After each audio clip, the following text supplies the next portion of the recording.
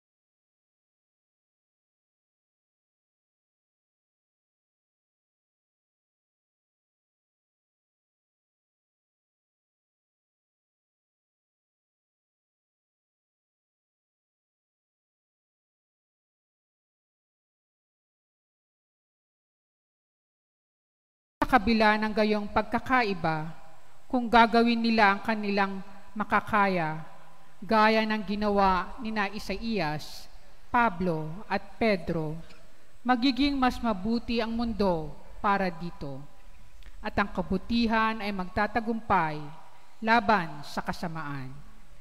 Ngayong ika-5 ng karaniwang panahon, saksi tayo sa isang mahimalang huli ng isdang sumasagisag sa misyon ni Jesus, na maligtas sa sangkatauhan sa kasamaan. Sa bawat henerasyon at pamayanan ng mga mananampalataya, patuloy si Jesus ang dakilang mamalakaya sa pag-aanyaya sa mga tao para makibahagi sa kanyang misyong pagliligtas sa mga tao sa lahat ng anyo ng kasamaan.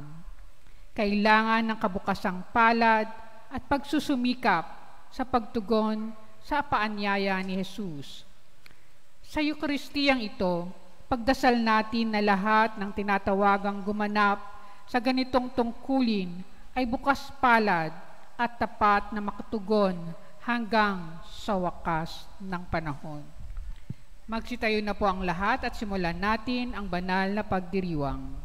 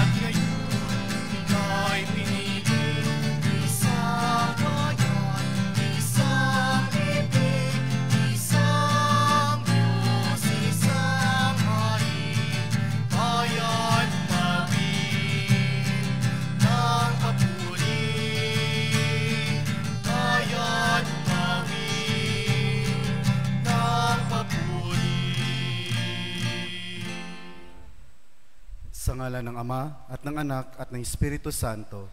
Amen. Ang biyaya ng ating Panginoong Hesukristo, ang pag-ibig ng Diyos at ang pakikipagkaisa ng Espiritu Santo ay sumainyong lahat. At sumaiyo rin. Magandang hapon po sa ating lahat. Magandang hapon po, Father.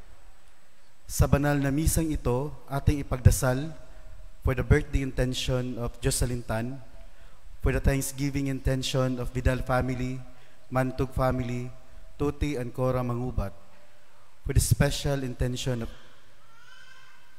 Cheryl Ann Falcon and Falcon family, for the healing intention of Ilinda Darwin, Amado Kii, Jordaine Garcia, Pilar Dibo, Patricia Tris Valbuena, and for the repose of the souls of Reverend Father Luciano Feloni, Lucrecia Panis, Julia Floripu, Marinito Francisco, Crisanto Di Matatak, Federico Loyola Sr., Armando Santos, Monico Salonga, Merlita Vidal, Maria Kathleen Conanan, and for all the souls in purgatory.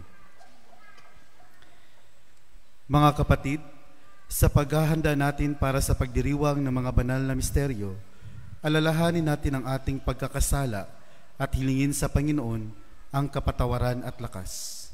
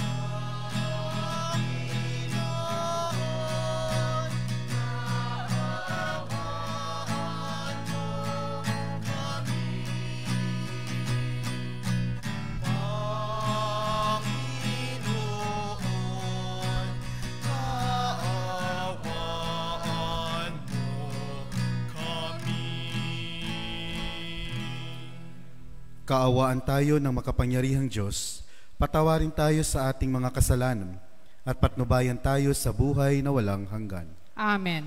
Papuri sa Diyos sa kahitasan.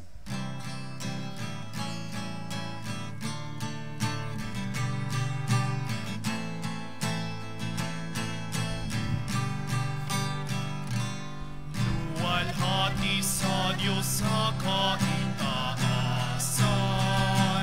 kaloob sa lupa ay kapayapaan. Pinupulitan, pinagdarama, sinasamba ka dahil sa dakilang kalwalhatian. Panginoon naming Diyos, hari ng langit, Amang makapangyarihan, Panginoong Jesucristo, Bukang anak ng Diyos, Kordero ng Ama. Ikaw na nag-aalis ng mga kasalanan ng sanlibutan. Tanggapin mo ang aming kahilingan. Ikaw na naluluklok sa kanan ng Ama. Maawa ka sa amin. Ikaw lamang ang banal, Panginoon Jesucristo, kasama ng Espiritu, sa luwalhati ng Ama. Amen. Amen.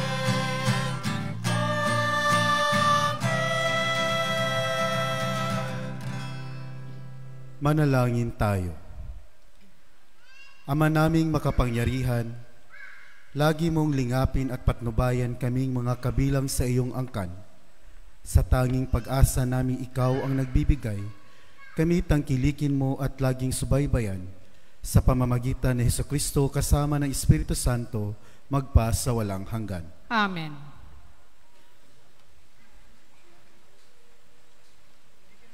Tinawag si Isaías para maging propeta matapos niyang malasap ang kabanalan ng Diyos at napagtanto niya ang kanyang mga pagkakasala.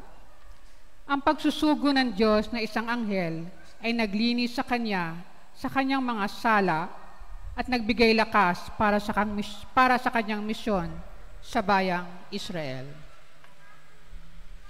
Pagbasa mula sa aklat ni Propeta Isaías. Nang taong mamatay si Haring Uzzias, nakita ko ang Panginoon.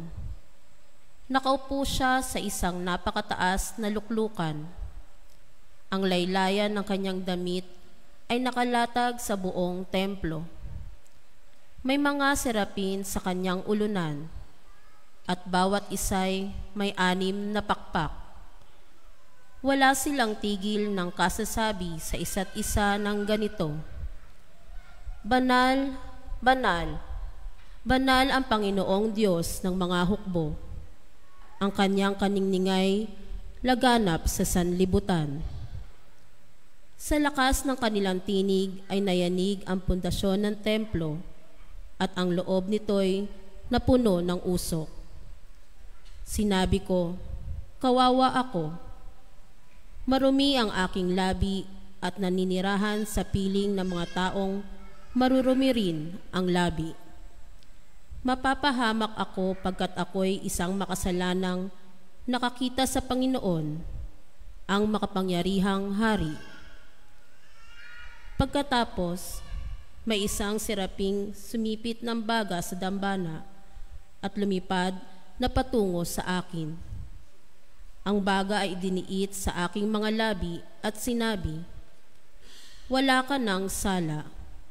Napawi na ang mga kasalanan mo. Narinig ko ang tinig ng Panginoon. Sino ang aking ipadadala? Sino ang aming susuguin? Sumagot ako, narito po ako. Ako ang isugo nyo. Ang salita ng Diyos. Salamat sa Diyos. Poon kita'y pupurihin sa harap ng mga anghel. Poon kita'y pupurihin sa harap ng mga anghel. Ako poon buong pusong aawit ng pasalamat. Sa harap ng mga anghel, pupurihin kitang ganap.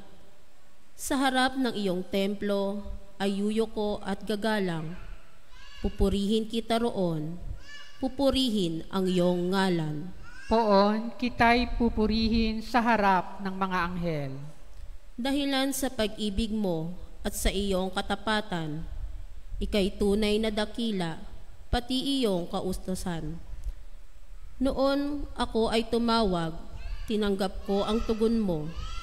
Sa lakas mong itinulong, ay lumakas agad ako. Poon kita'y pupurihin sa harap ng mga anghel. Dahilan sa pangako mong narinig ng mga hari, pupurihin ka ng lahat at ika'y ipagbubunyi.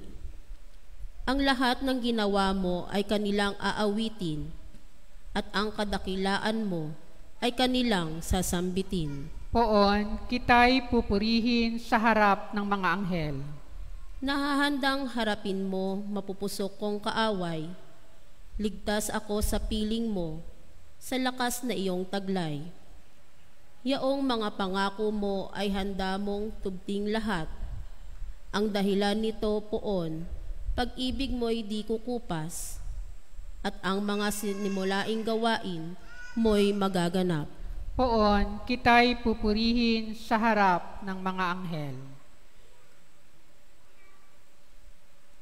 Sa Korinto, may ilang nag-aalinlangan sa muling pagkabuhay ng mga yumao sa wakas ng panahon. Nagbigay ito kay San Pablo ng pagkakataon para muling ipahayag ang mga pangunahing katotohanan ng pananampalatayang Kristiyano at lalo na ang muling pagkabuhay ni Jesus, ang pangunahing katotohanang batayan ng muling pagkabuhay ng lahat ng mananampalataya. Pagbasa mula sa unang sulat ni Apostol San Pablo sa mga taga-Korinto. At kayo'y ipinapaalala ko sa inyo, mga kapatid, ang mabuting balita na ipinangaral ko sa inyo. Iyan ang pahayag na inyong tinanggap at naging saligan ng inyong pananampalataya. Sa pamamagitan nito'y naliligtas kayo kung matatag kayong nananangan sa salitang ipinangaral ko sa inyo. Liban na nga lamang kung kayo'y sumasampalataya na di iniisip ang inyong sinasampalatayanan. Sapagkat ibinigay ko sa inyo itong pinakamahalagang aral na tinanggap ko rin, si Kristo'y namatay dahil sa ating mga kasalanan, bilang katuparan sa nasasaad sa kasulatan. Inilibing siya at muling nabuhay sa ikatlong araw, ayon din sa kasulatan. At siya'y napakita kay Pedro, saka sa 12. Pakatapos, nagpakita rin siya sa mahigit 500 kapatid na nagkakatipon. Marami sa kanila'y buhay pa hanggang ngayon, bagamat patay na ang ilan. At napakita rin siya kay Santiago, saka sa mga apostol na sama-sama noon. Sa kahuli-hulihay, napakita rin siya sa akin.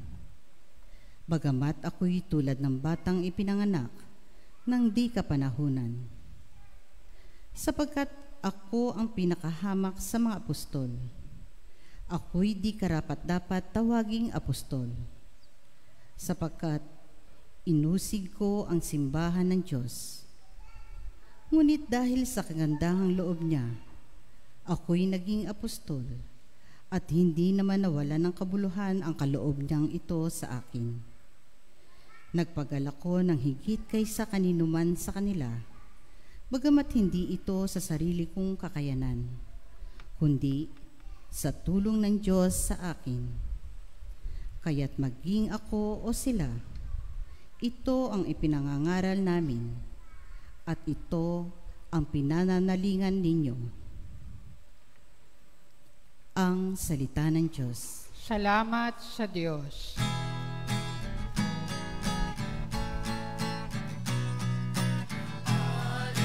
Alleluia, alleluia.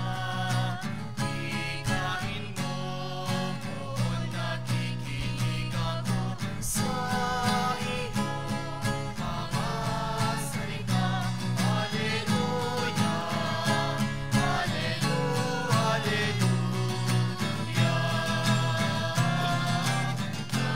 Alleluia, alleluia. Ikain mo kung nakikinig ako sa iyong mga salita. Alleluia, alleluia.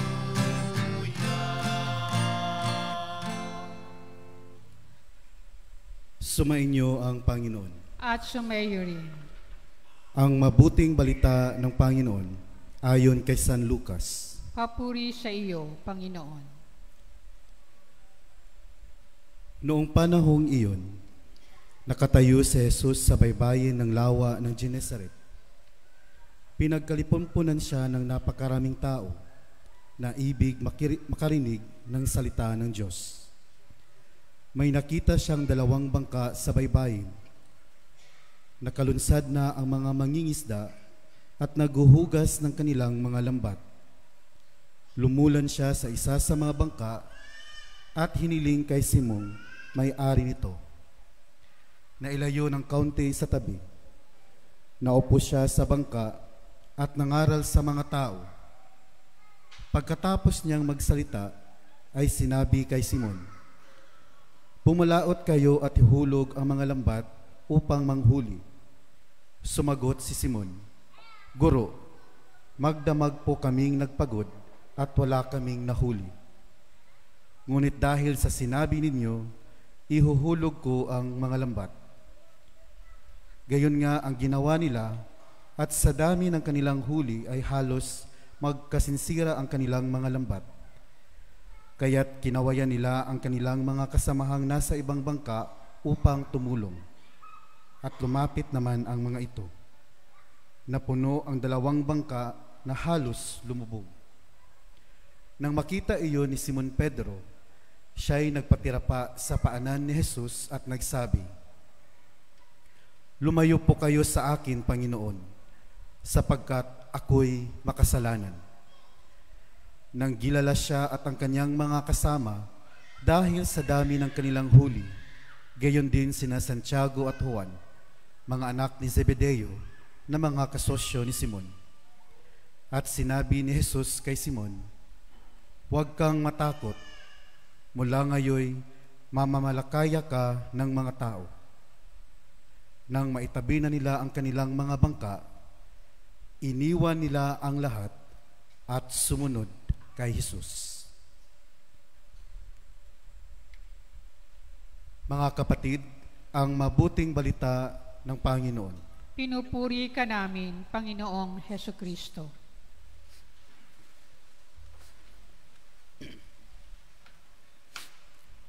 Once again, magandang hapon po sa ating lahat. Kapag ang Diyos ba ang pumili at tumawag, meron kayang kwalifikasyon? May standard ba ang Diyos pagdating sa kung sino ang pipiliin niya? Our readings on this 5th Sunday in Ordinary Time give us an idea kung may pamantayan ba ang Diyos o wala sa kanyang pagpili at pagtawag. Sa unang pagbasa, pinili at tinawag ng Diyos si Isaías upang kanyang maging propeta. Nang matanggap ni Isaías ang tawag ng Diyos na, "Sino ang aking ipadadala? Sino ang aming susuguin?" Hindi nagdalawang isip na sumagot si Isaías, "Narito po ako ang isugo ninyo." Hindi na siya nag-antay na tawagin ng Diyos ang kanyang pangalan, si Isaías na ang nagkusa. Ito ay nagpapakita na siya ay laging handa para sa Diyos. that he was already a person of strong faith, prepared to serve God anytime. And knowing also the good background of Isaiah, masasabi talaga nating ang Diyos ay pumipili sa kung sino ang kanyang tatawagin. Dito, masasabi nating may standard ang Diyos sa pagpili at pagtawag. God here seems to choose the best person to call. Ang ikalawang pagbasa naman ay nagsasabi sa atin ng kabaliktaran sa unang pagbasa. Alam na natin kung sino si San Pablo bago siya naging apostol ni Kristo. He first persecuted the Church of God, and worse, pinatay niya ang mga sumusunod kay Kristo. Ngunit, pinili pa rin siya ng Diyos to be an apostle at tinawag upang ipangaral ang mabuting balita. Dito parang walang standard ang Diyos. God seems so careless in choosing and calling someone. Kahit na ang ibang mga apostol ni Kristo could not understand kung bakit pinili at tinawag ni Kristo si San Pablo. Ganito din sa Ebanghelyo natin ngayon. Sa Ebanghelyo ngayon ay ang pagsasalaysay tungkol sa kung paano pinili at tinawag ni Kristo, in particular si San Pedro, upang kanyang maging apostol.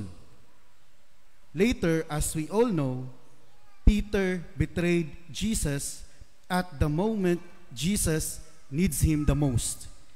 He denied Jesus 3 times and fled to save himself, and yet pinili at tinawag pa rin siya ng Diyos. Here again, masasabi talaga nating walang standard ang Diyos sa pagpili at pagtawag. Wala nga ba? Mga kapatid, ang mga pagbasa natin ngayon ay tungkol sa 3 taong may pagkakaibang katauhan na pinili at tinawag ng Diyos. Yung isa, masasabi nating may standard nga si God, at yung dalawa naman, masasabi nating hindi karapat-dapat at walang standard ang Diyos sa pagpili at pagtawag sa kanila. Ngunit, huwag nating kalimutan ang mga sagot sa 3 taong ito, kung saan malalaman natin ang standard ng Diyos. Sa unang pagbasa, sumagot si Isaías na, "Kawawa ako, marumi ang aking labi at naninirahan sa piling ng mga taong marurumi rin ang mga labi. Mapapahamak ako pagkat ako'y makasalanang nakakita sa Panginoon." Sa ikalawang pagbasa naman, ang sagot ni San Pedro, "Ako ang pinakahamak sa mga apostol. Ako'y di karapat-dapat tawaging apostol." At sa Ebanghelyo naman, si San Pedro sumagot, "Lumayo po kayo sa akin, Panginoon, sapagkat ako'y makasalanan." Mga kapatid, magkaiba man ang katauhan ni na Isaías, Pablo at Pedro, pero may isang bagay na sila ay magkapareho, na siyang naging dahilan kung bakit pinili at tinawag sila ng Diyos. At yun po ay ang wisdom na makita at aminin sa kanilang mga sarili sa harap sa Diyos na sila ay hindi karapat-dapat at mga makasalanan. This is humility in the highest level. Ganitong klaseng pagpakumbaba ang kailangan ng Diyos. Humility is the only standard of God sa pagpili at pagtawag. Bakit po? Dahil wala pong makakasunod kay Kristo kung ang tao ay mataas yung pride. Even Christ Himself, hinubad niya ang kanyang pagka-Diyos at nagpakababa para sa ating lahat. The only way is humility. Tayong lahat, we are called by God at hindi kailanman nagkamali ang Diyos sa pagpili at pagtawag sa ating lahat. Tayo ang mapanghusga sa ating kapwa, mapanghusga sa ating mga sarili, and worse, kinukisyon natin ang pamantayan ng Diyos. Mga kapatid, we are all unworthy precisely because we are all sinners. Walang sino man ang makapagsasabi na siya ay walang kasalanan. Pero, hahayaan na lang ba natin na ilayo tayo sa Diyos ng ating mga kasalanan? Hahayaan na lang ba nating gawing excuse ang ating kahinaan at kasalanan para tumangging magserbisyo sa Diyos at sa simbahan?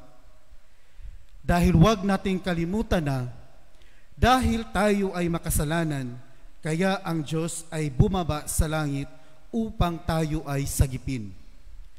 Our sins did not stop God from coming to us to save us. Bagkus ang ating pagkamakasalanan is the only reason why He has to come and save us. It is precisely because we are sinners, kaya tayo ay pinili at tinawag ng Diyos. Nung ako po ay nagnilay sa ating ebanghelyo ngayon, naalala ko po ang isang kwento tungkol kay San Jeronimo or si Saint Jerome. And this story is according to the tradition of our church. According to the tradition, one Christmas Eve, Saint Jerome was praying in Bethlehem, near the grotto of the Nativity, where Jesus was born. As he reflected on the mystery of the Incarnation, he had a vision of the Christ child. In this vision, Jerome wanted to offer Jesus a gift for Christmas. He prayed and asked, "Lord, what can I give you?" Ano ba ang pwede kong mairigalo sa iyo? Ang sabi ni Jeronimo.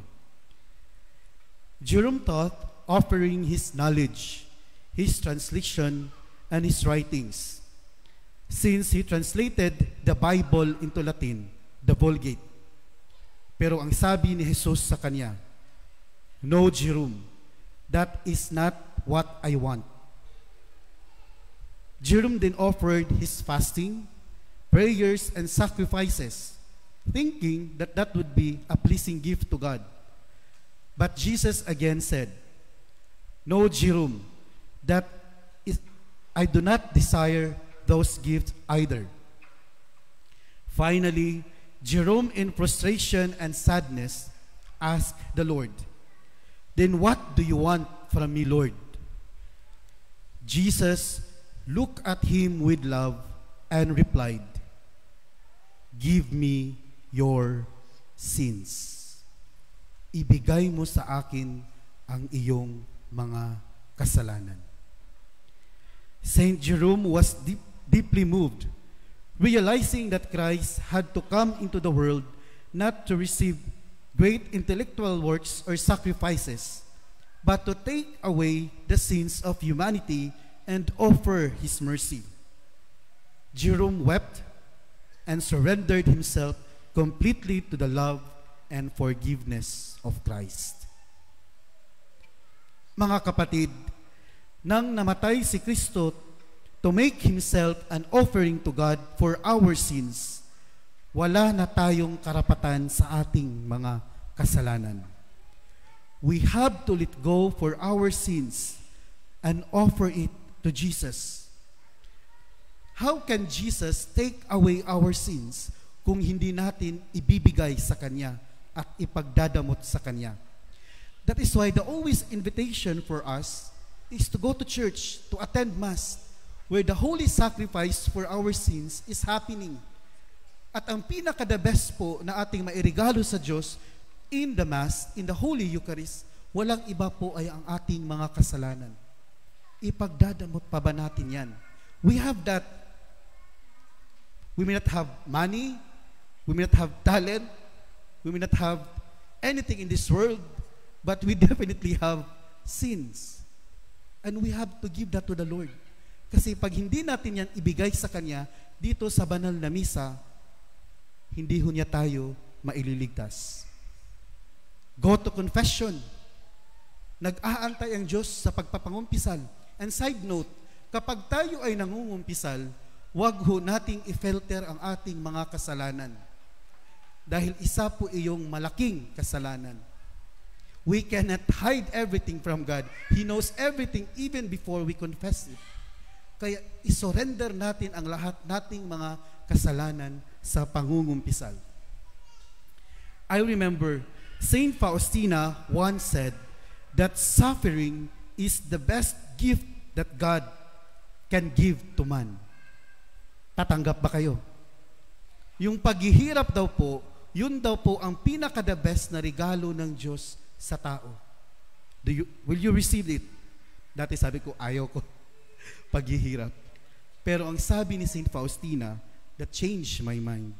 She said, dahil it purifies the soul.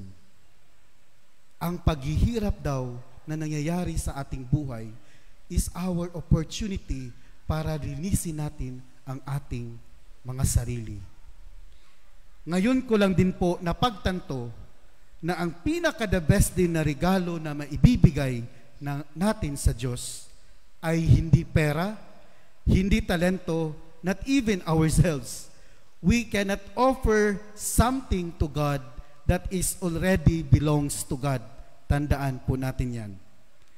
Ang pinaka-the best na maiaalay natin sa Diyos na wala sa Diyos ay walang iba kundi ang ating mga kasalanan. Ganyan kababa ang gusto ng Diyos sa atin. Ipagdadamot pa ba natin? Mababa man tingnan, pero sa paraan lang na yan, tayo tinubos ni Kristo. Mababa man, ngunit ito lang ang daan patungo sa itaas, kung saan naghihintay ang Diyos sa atin upang bigyan tayo ng buhay na walang hanggan. Amen. Magsitayo po ang lahat.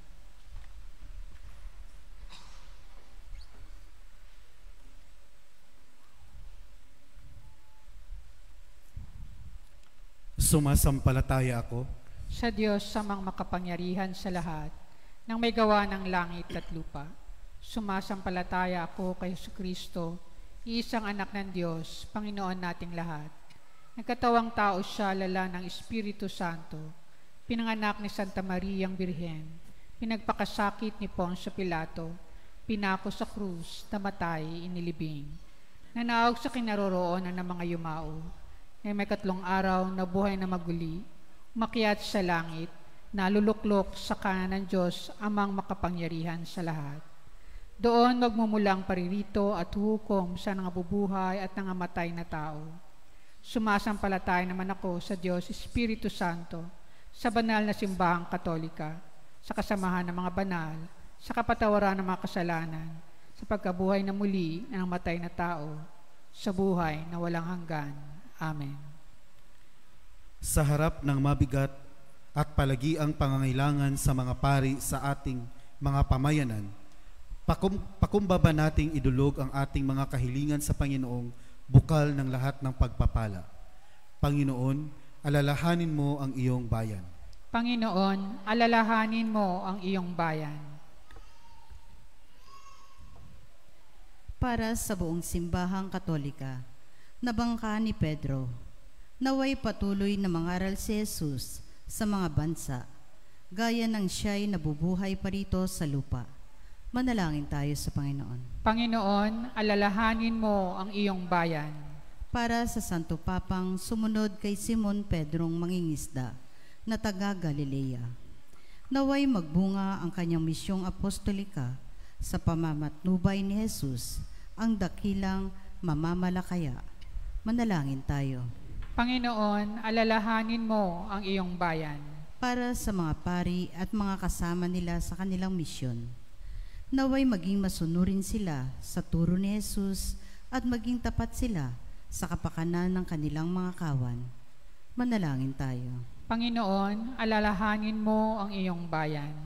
Para sa mga nahirang maging pari ng simbahan, naway malugod silang tumugon at magsumikap sa mabuting gawa hanggang sa dulo ng kanilang buhay. Manalangin tayo. Panginoon, alalahanin mo ang iyong bayan. Para sa lahat ng mambabatas at mga mananunungkulan, naway magkaroon sila ng lakas na loob at talinong manguna sa pag-iingat at pagtatanggol sa buhay laban sa kultura ng kamatayan. Manalangin tayo. Panginoon, alalahanin mo ang iyong bayan. Para sa lahat ng tao, naway kanilang igalang ang kabanalan ng buhay ng tao mula sa paglilihi rito hanggang sa pagkamatayan at tulungan ang lahat na nagsisikap sa ganitong pagpapahalaga. Manalangin tayo. Panginoon, alalahanin mo ang iyong bayan. Tahimik po nating ipanalangin ang ating mga pansariling kahilingan at ang mga kahilingang ating inaalay para sa banal na misang ito.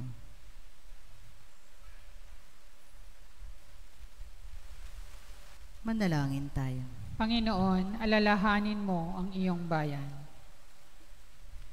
Panginoong Diyos, bukal ng aming pag-asa at kaligtasan, patuloy mo kaming pagkalooban ng maraming banal na katulong ni Jesus sa pagpapastol upang malugot at tapat ka naming mapaglingkuran.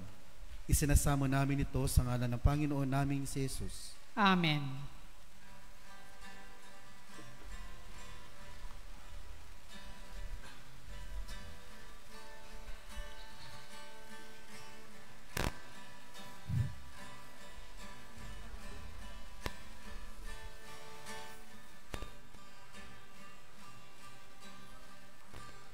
Kunin mo, O Diyos, at tanggapin mo ang aking kalayaan, ang aking kalooban, isip at gunit ako, lahat ng hawak ko ng loob ko ay aking alay sa'yo.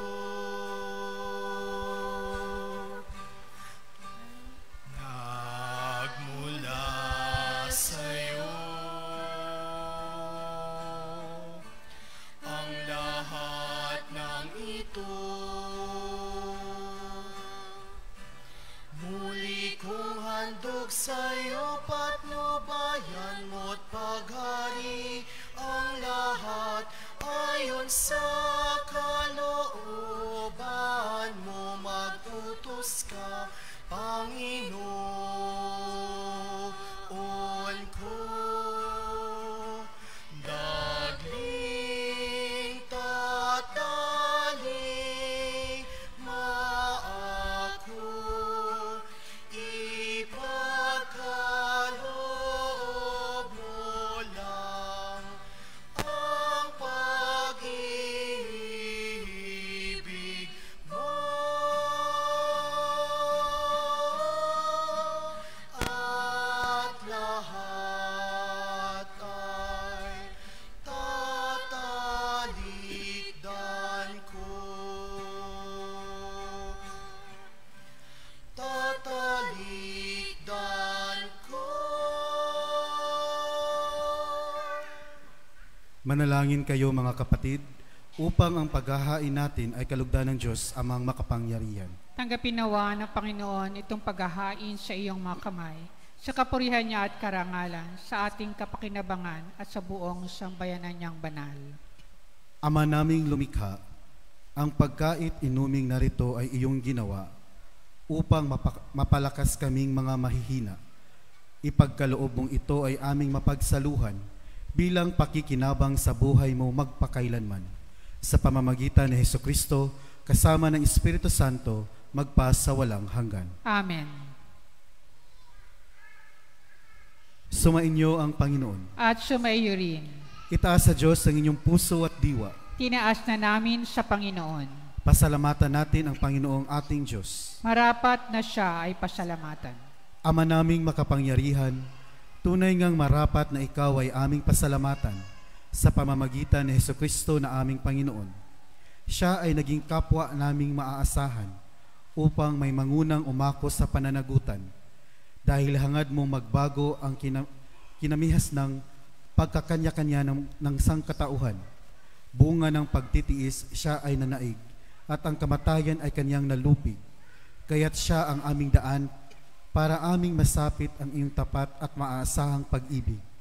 Kaya kaisa ng mga anghel na nagsisiawit ng papuri sa iyo, nang walang humpay sa kalangitan, kami nagbubunyi sa iyong kadakilaan.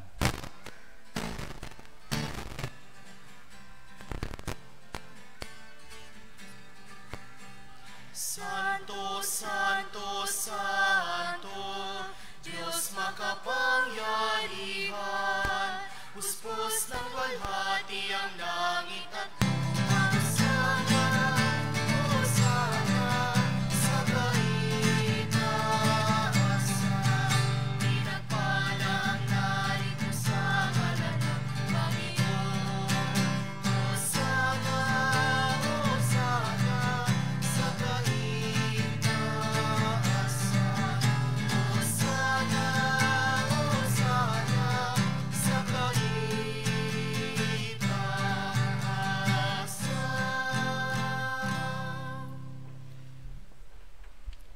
Ama naming banal, ikaw ang bukal ng tanang kabanalan. Kaya't sa pamamagitan ng iyong Espiritu, gawin mong banal ang kaloob na ito upang para sa amin maging katawan at dugo ng aming Panginoong Hesukristo.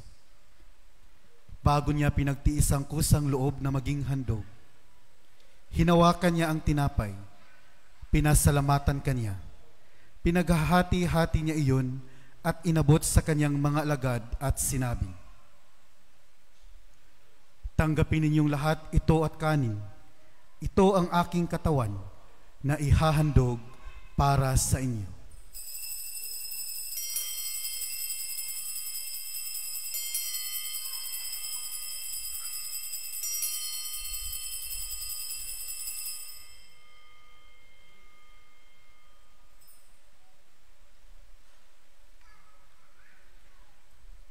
Gayon din naman, noong matapos ang hapunan, hinawakan niya ang kalis, muli kanyang pinasalamatan.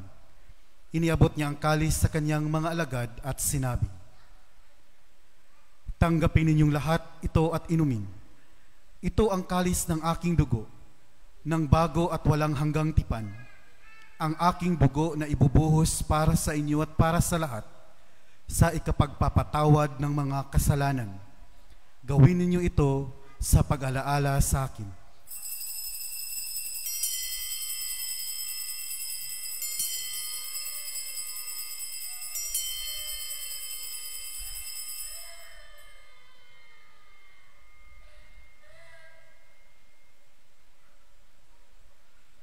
Ipagbunyi natin ang misteryo ng pananampalataya.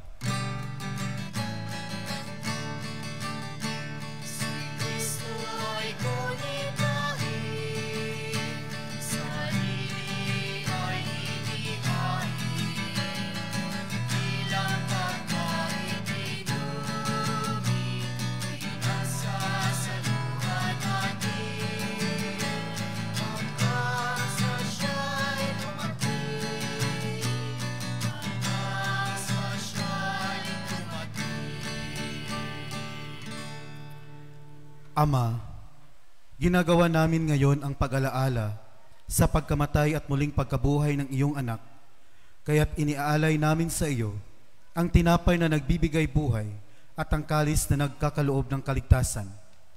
Kami nagpapasalamat dahil kami iyong minarapat na tumayo sa harap mo para maglingkod sa iyo. Isinasamo namin kaming magsasalo-salo sa katawan at dugo ni Kristo ay mabuklod sa pagkakaisa sa pamamagitan ng Espiritu Santo. Ama, lingapin mo ang iyong simbahang laganap sa buong daigdig. Puspusin mo kami sa pag-ibig, kaisa ni Francesco na aming Papa at ni Roberto na aming Obispo at ang tanang kaparian at relihiyoso.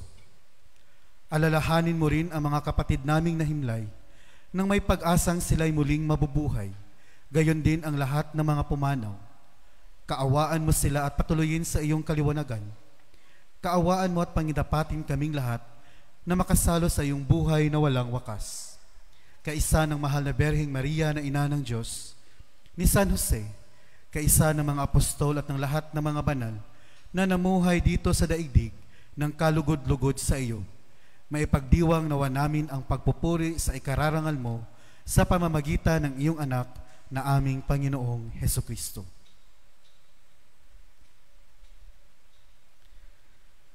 Sa pamamagitan ni Kristo kasama niya at sa Kanya, ang lahat ng parangal at papuri ay sa iyo, Diyos Amang makapangyarihan, kasama ng Espiritu Santo, magpa sa walang hanggan.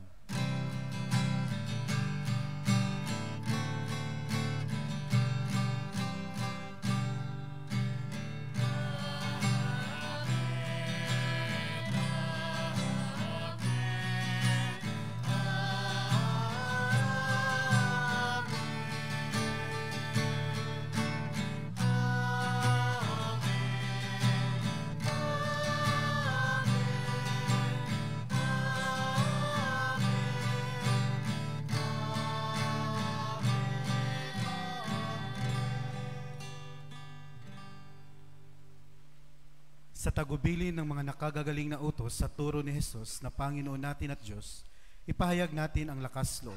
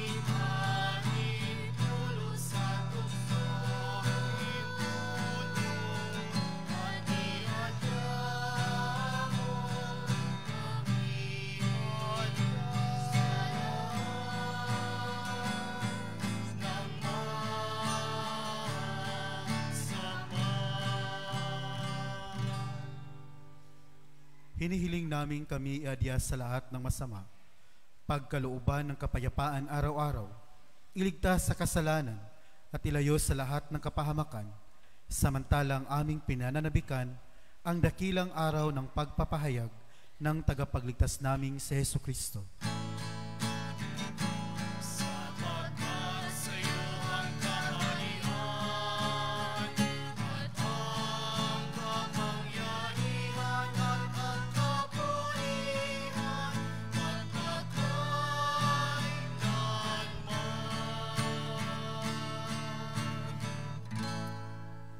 Panginoong Hesukristo, sinabi mo sa iyong mga apostol, kapayapaan ang iniiwan ko sa inyo, ang aking kapayapaan ang ibinibigay ko sa inyo.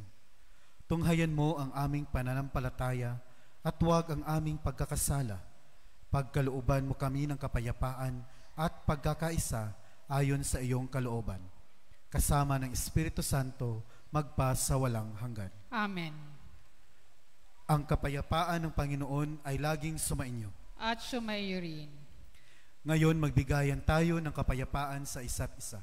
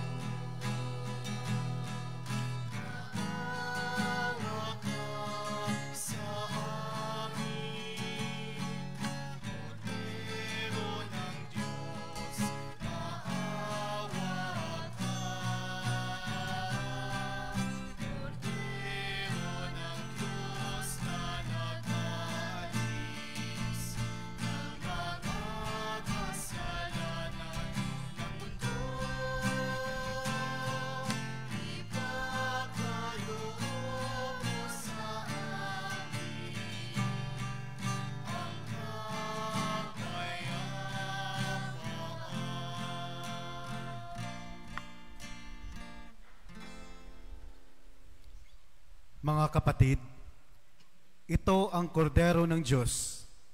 Ito ang nag-aalis ng kasalanan ng sanlibutan. Mapalad ang mga inyayahan sa kanyang piging. Panginoon, hindi ako karapat-dapat na magpatuloy sa iyo. Ngunit sa isang salita mo lamang ay gagaling na ako.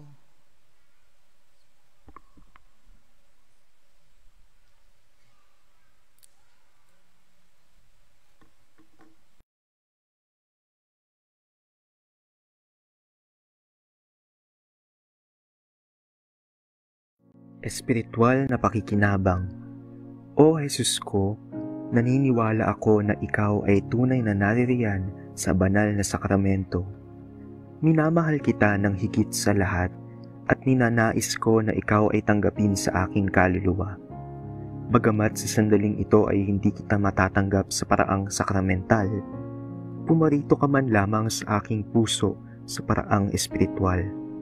Tinatanggap kita na ikaw na naririto at buong puso akong nakikipag-isa sa iyo. Huwag mong pahintulutang ako'y mapahiwalay sa iyo. Amen.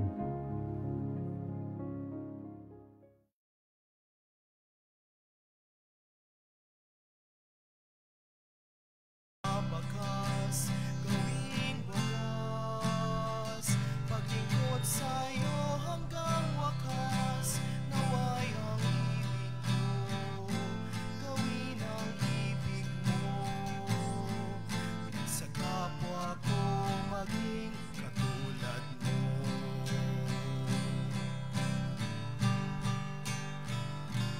Poong Jesus, naway itulot mo ang hiling ko.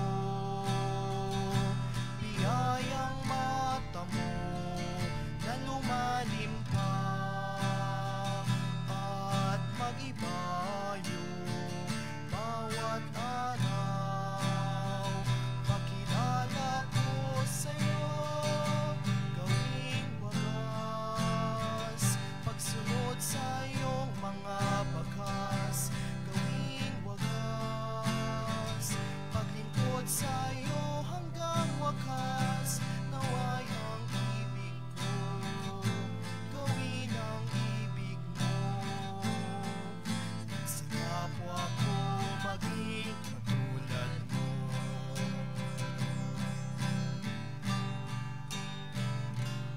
Poong Jesus, naway pakinggan mo ang dasal ko. Biyayang mata mo dumalisay pa at mag-ibayo bawat araw. Ang pag-ibig ko sa'yo, gawing wagas, pagsunod sa iyong mga bakas. Gawing wagas, paglingkod sa iyo hanggang wakas. Naway ang ibig ko, gawin ang ibig mo. Sa kapwa ko maging katulad mo. Poong Jesus, naway igawad mo ang hangad ko. Biyayang mata mo na luminaw pa at mag-ibayo bawat araw. Pagkakita ko sa'yo, gawing wagas, pagsunod sa iyong mga bakas. Gawing wagas, paglingkod sa iyo hanggang wakas. Naway ang ibig ko, gawin ang ibig mo. Sa kapwa ko maging katulad mo.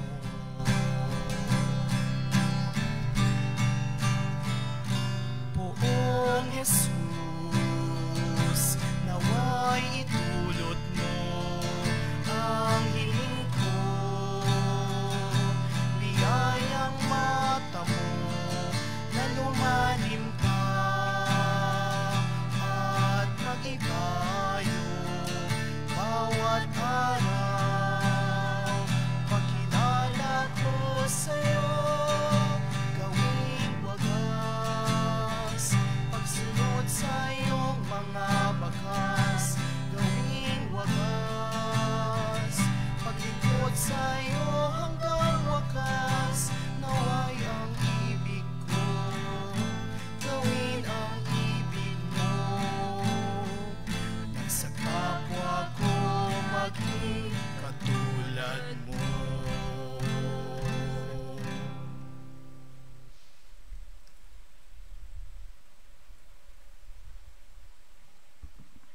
Magsitayo po ang lahat.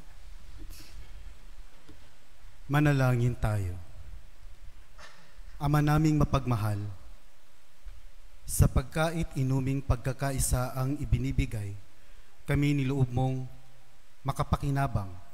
Kaisa ni Kristo, kami naway makapamuhay upang makapamunga ng may kagalakan para sa kapakanan ng aming kapwa-tao sa sanlibutan. Sa pamamagitan niya, kasama ng Espiritu Santo, magpa sa walang hanggan. Amen. Inaanyayahan po ang mga mag-asawang nagdiriwang ng kanilang anibersaryo ng kasal ngayong buwan ng Pebrero. Mangyari lang po na lumapit sa harap para sa pagbabasbas.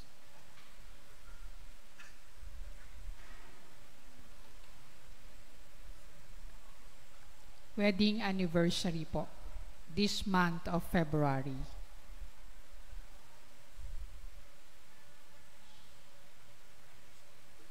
Wala po.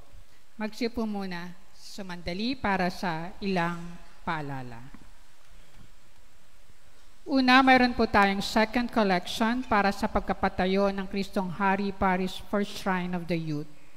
Ikalawa, bilang paghahanda sa Ash Wednesday sa March 5, magsisimula na po tayong mangolekta ng mga lumang palaspas. Mangyari lang pong pakitanggal ang mga staple wires at ribbons ng palaspas at ilagay ito sa kahon sa harap ng simbahan. Ikatlo, ang taunang Lenten Visita Iglesia ay gaganapin po sa March 29, 2025 na iikot sa mga piling simbahan sa Laguna at Batangas. Para sa nais pong sumama, maaari po kayo magpalista sa registration desk sa labas ng simbahan. Mayroon po tayong 90 slots available po sa ngayon. Ang joining fee po ay 800 per person on a first pay, first serve basis po. Last day for payment ay sa March 15, 2025. Ikaapat, ang catechetical ministry ay may tinitindang mga iba't ibang mga merchandise tulad ng button pin, ref, magnet, at iba pa sa labas ng ating simbahan. Ito po ay para sa kanilang mga programa para sa mga bata. At panghuli, ang ating music ministry ay inaanyayahan ang lahat na gustong sumali upang maglingkod sa Diyos sa pamamagitan ng musika. Kung ikaw ay mahilig kumanta o tumugtog ng instrumento tulad ng gitara o piano, ito na ang iyong pagkakataon na gamitin ang iyong talento para sa Kanya. Sama-sama nating pagandahin at gawing mas makabuluhan ang bawat pagdiriwang sa pamamagitan ng ating mga tinig at tugtugin. Bukas ito para sa lahat, anuman ang antas ng karanasan. Para sa mga interesado, mangyari pong makipag-ugnay sa parish office o kay Ate Arian sa number na naka-flash sa screen. Maraming salamat po.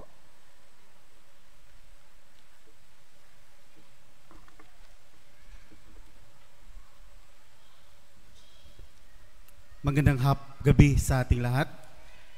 Meron lang po akong konting mensahe para sa mga taga San Lorenzo Ruiz.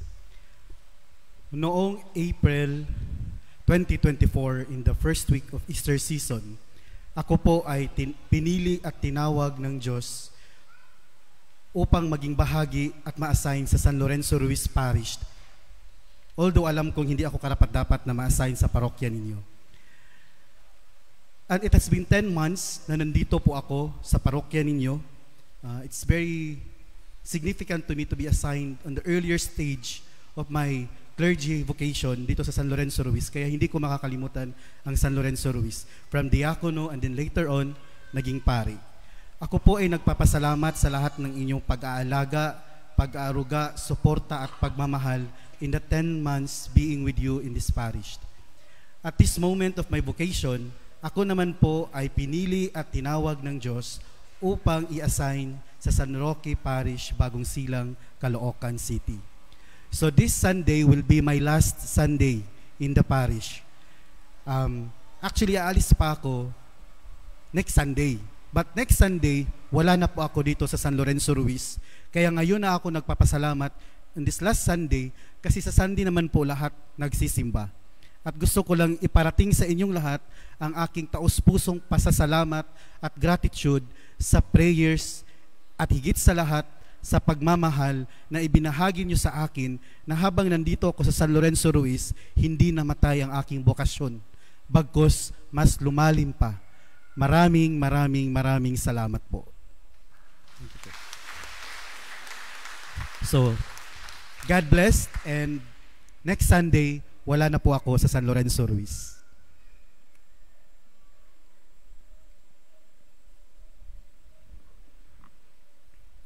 Magsitayo na po ang lahat.